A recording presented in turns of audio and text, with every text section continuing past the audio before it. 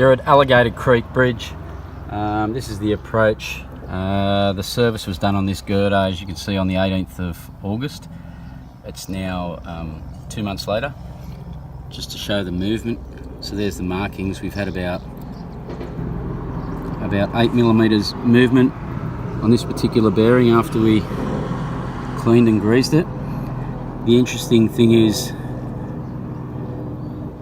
this movement took place in 3 days following the service, so it hasn't happened over 2 months, it actually happened within 3 days. So there's a number of cracks in the piers here and other issues, so